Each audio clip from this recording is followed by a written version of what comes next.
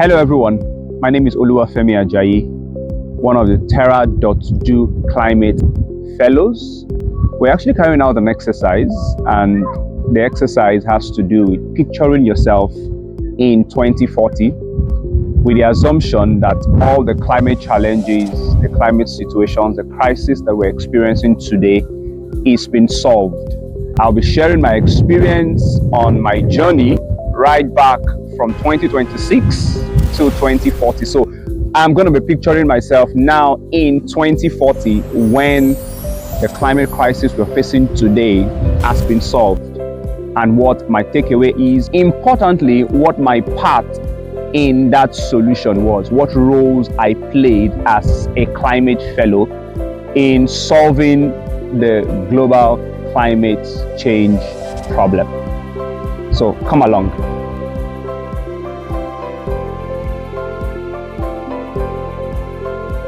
Hello everyone, I'm happy to be here and to be sharing my experience in the past 15 years with you. 15 years ago, I was probably where some of you are right now, trying to manage a career transition, wondering whether this climate action space was something for me and where I could build my life around. And 15 years down the line, working in the trenches, working with local authorities, community groups, to foster climate action, to solve the world's greatest problem. I'm here to share a few thoughts with you.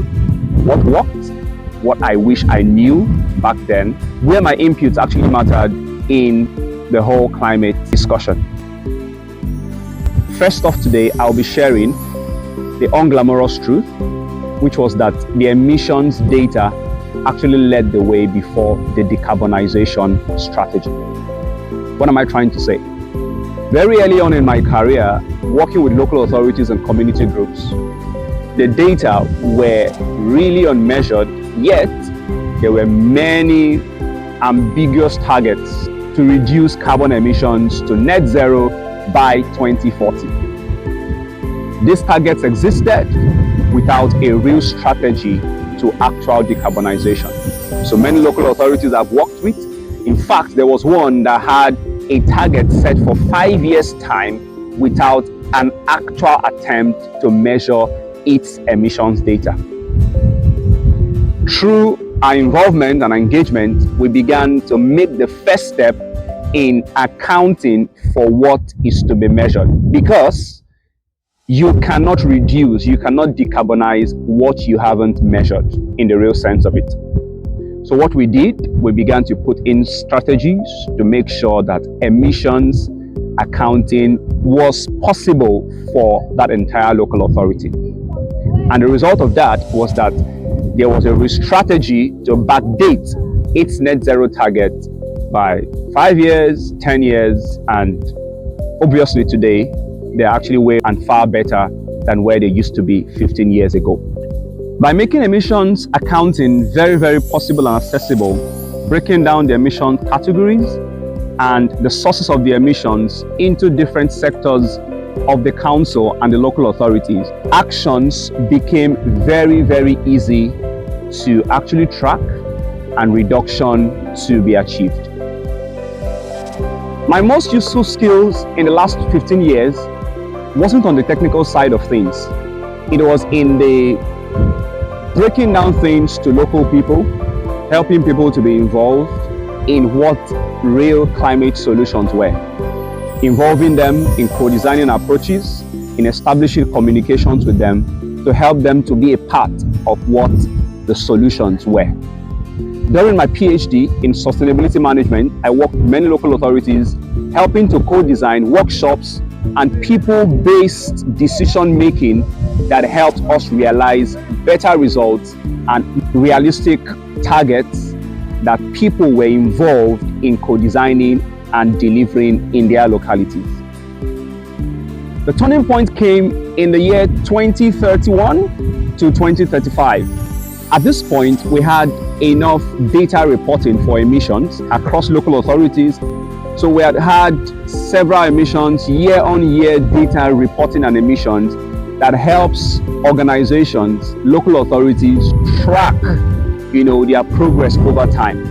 This resulted in insurance premiums reducing, Carbon pricing and taxes also reducing because there was now much more infrastructure in achieving the goals and the targets that they had set some years back. The infrastructure was beginning to take shape. Policy was now becoming better implemented because the yardsticks for measuring progress had become very accessible and very open even to the local people. Decision makers could see what progress meant like and what progress looked like, and they were much more committed to delivering at scale. Finally, this is 2040, and I'll say to you, don't wait for the perfect job. Get close to emissions data. Get your hands messy and dirty, analyzing, cleaning up, and helping local people to forge the way for better climate action. Go to local town halls and meetings and help people interpret what local climate action is. Help them get involved, and you will see real change happening around you. Yes, there are going to be boring moments in the middle years when your efforts are not beginning to show results already. But I would encourage you to continue pushing, and you will definitely see the results as the efforts compound over the years. In my own journey, at the beginning, it wasn't really smooth, but now 15 years down the line, with compounding efforts, we're beginning to see many mind-blowing results and successes across several jurisdictions I've been opportune to work with. I've had a fulfilling career, and I hope that you also are inspired today to take action from where you are and continue to make this world a better place for everyone and for future generations to live in.